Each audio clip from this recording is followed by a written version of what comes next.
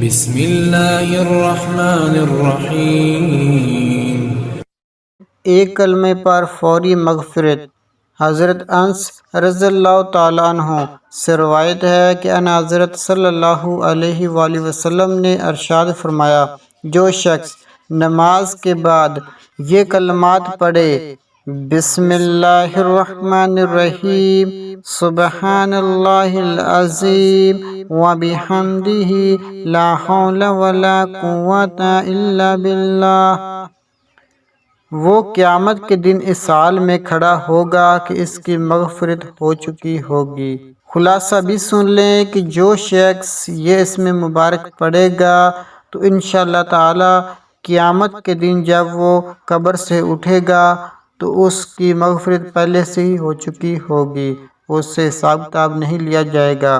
تو نبی پاک صلی اللہ علیہ وسلم کے فرمان کے مطابق سبحان اللہ العظیم وبحمدہ، لا حول ولا قوة الا باللہ آپ نے لازمی پڑھنا ہے۔